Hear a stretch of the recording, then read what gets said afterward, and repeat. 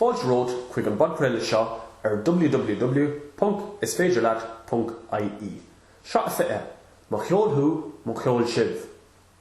Joid tú na nótaí a héan leis an bodcréile seo faoi nasc an trap pictiúr 2012 ar an sibh.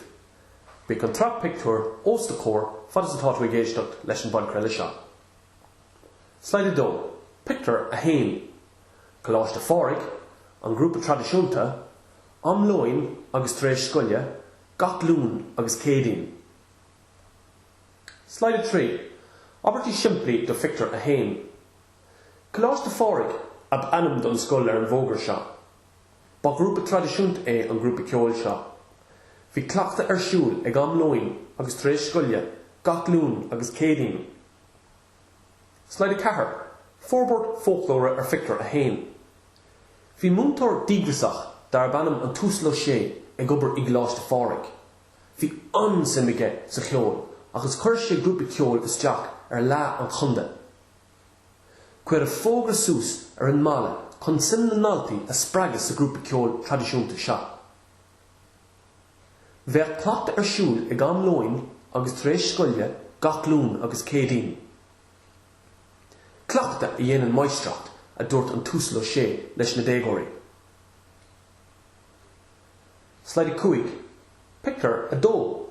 Cahar bail, a cuige chlog, ag clachta. Slide 6. Abertí siimplí do pictiúr a dó. Bhí cahar bail sa grúpa cheol seo. Bhí sé a cuige chlog san iarnóí, agus bhí siad fós i clachta. Bhí an adóg mhór, an adóg stáin, agus violini á sinnam acu. Slide 7. Forbord folklóra ar pictiúr a dó. Ba mhór an dua a chat na dégóirí i dteanta an múntóir cheoil gach tróna a clachta. Bhí siad ag fiosú dia ar nia agus bhí an-talam sa grúpa. Cheap an túslo sé gur cheart go méid cahar bail sa grúpa agus bhí si sásta le meascáin de 3 eirlis. Beidsan, an violin, an adóg stáin agus an adóg mhór. Slide 8. Pictiúr a 3. An violin ag sinnam fort go méid port nua aici don lád ar gionn. Slide 9. Abertí siimplí do pictiúr a 3. Bhí ciara ina héanaar sa pictiúr seo. Bhí an violin aici. Bhí si ag sinnam port nua. Bhí si ag smuoinmh go méid an port nua arónas aici don lád ar gionn. Slide 10. Forbord folklóra ar pictiúr a 3. Deirtar nach chuil siga an lucht. Níl ceoltóir gan luchtach an uirad. Well, sin cad a ceap ciara ar énos. Chuir si an-iarracht isteach leis an ulmhacáin agus bíú go mór é don lád ar gionn. Cha si uair sa bhreis I ní gach duine eile a bheith imi chun bear fios a chur ar a port. Ní raibh sí géirí an grúp a ligean síos ar an lá mór. Slide 11. Pictiúr a cahar. Cead a grúpa, go raibh siad go léir ar aus, go raibh obair mhór déanta, gur bhuaigh cláiste fáric flá an chuige. Slide 12. Abertí siimplí do pictiúr a cahar. Bhí ceithre grúpa tradiisiúnta sanóíocht ag flá an chunda.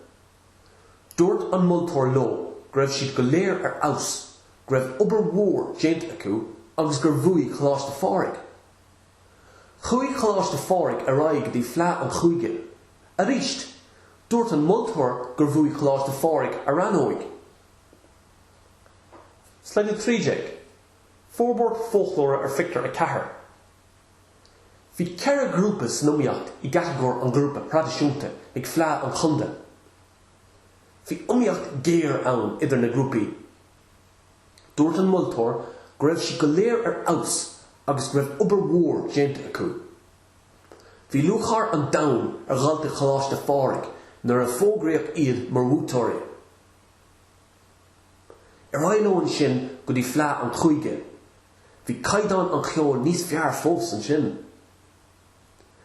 Ba intach an fridléid do choláiste fáraigh é sin na bhuachan freisin. Slide carjaig. Picture a cuig. Litar canon. Bhuaigh choláiste fáraigh flach cheol na héireann. Cheol churm. Slide cuigjaig. Abertí siimplí do fictar a cuig. Bhí flach cheol na héireann I litar canon. Bhuaigh choláiste fáraigh an comórtas.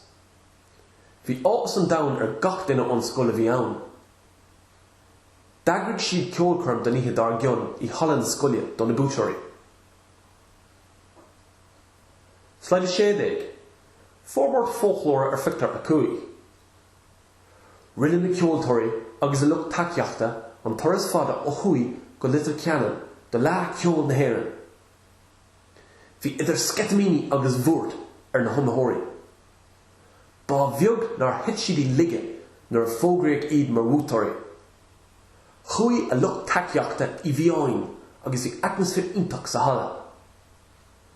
Chreid fí anis an seanachan, níl bua gan dua. Ag rioch ceolcurm dóibh ar ais ar scoil. Slide 17. Picture a sé. Ag hocht clog, gur bhua starú le. Gur raibh mulle tilte ag na daltaí, gur oibrigh gach duine go húntach. Buíochas leis an múntóir agus le na dismóirí. Slide 18. Abertí siimplí do fictar a sé. Thosaigh an ceolcurm ag a hocht clog.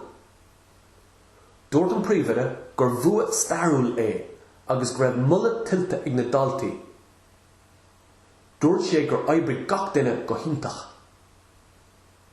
Gabhair na daltaí buíochas leis an múntóir ceol do haceacht agus gabh siad buíochas le na dismóirí freisin. Slide 19. Forbord folklóra fictar a sé. Tháinig slua mór amach don cheolcurm mar scoil. Cheas an príomhaire agus dúirt sé leis an lucht féachana gur bhua starúil é don scoil agus gur raibh anmulle tilte ag an úsló sé ag na ceoltóirí agus ag na tismóirí. Leabhar an túsló sé cumáin. Dúirt sé gurb é an ubair cho oibreachach a rinne an techt. Gabh sé gach rach I seáin ar na búteoirí. Gabh na ceoltóirí buíochas le gach duine a bhí I láthair agus an sin chur tús le hithe iontach ceol. Slide 20. Ceisceanna. Slide 21. Ceisceanna samplacha. Cahan a bhí cleachta ar siúl don grúpa tradiisiúnta. Céfid bail a bhí sa grúpa ceol seo. Céir iad na thuirlaise ceol a bhí á seanam ag an rúpa I bictar a dó. Cad a dúirt an multóir ló ag phleá an chunda. Cén áit a raibh phleá cheol na héireann ar siúl.